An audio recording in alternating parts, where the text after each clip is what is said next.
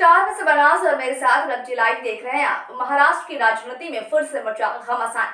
दरअसल एनसीपी के वरिष्ठ नेता अजित पवार के बीजेपी में जाने की अटकलों के बाद महाराष्ट्र का सियासी पारा बढ़ गया है।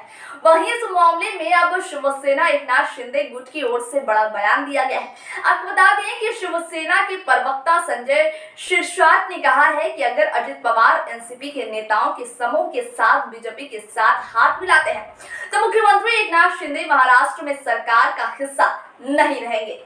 संजय शिरसाट ने कहा कि उन्हें लगता है कि एनसीपी प्रत्यक्ष रूप से बीजेपी से हाथ नहीं मिलाएगी। उन्होंने कहा कि महाराष्ट्र में एकनाथ शिंदे शिवसेना और बीजेपी के गठबंधन सरकार है और हमारी रणनीति स्पष्ट है।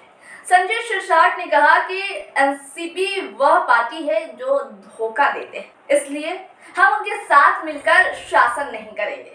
उन्होंने कहा कि अगर बीजेपी एनसीपी के साथ जाती है तो महाराष्ट्र को ये पसंद नहीं आएगा।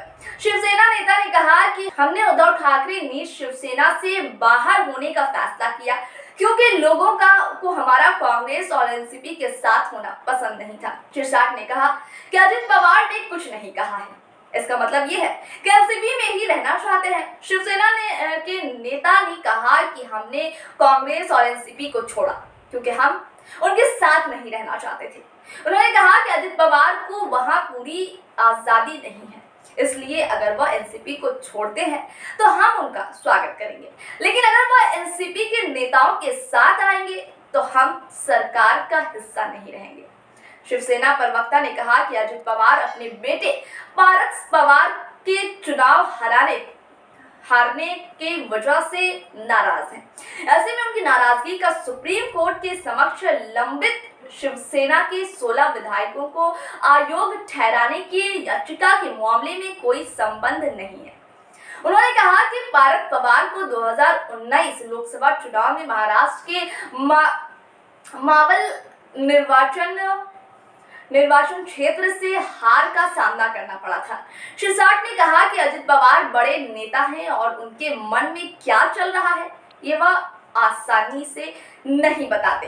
हालांकि बीजेपी में जाने की अफवाहों को खारिज करते हुए अजित पवार ने कहा कि मैं जब तक जीवित हूं अपनी पार्टी के लिए काम करता रहूंगा। उन्होंने कहा कि एनसीपी में किसी तरह की मतभेद और उनकी बीजेपी से हाथ मिलाने की खबरों में कोई सच्चाई नहीं है। इस तरह एक तरफ अजित पवार ने भाजपा में जाने की अटकलों को खारिज कर दिया तो दूसरी तरफ शिंदे गुट शिवसेना ने कड़े तेवर दिखाए हैं। अब देखना यह है कि महाराष्ट्र की राजनीति में आगे क्या देखने को मिलता है। फिलहाल रिपोर्ट यहीं तक। रिपोर्ट के साथ फिर होगी आपसे मुलाकात। दीजिए इजाजत। नमस्कार।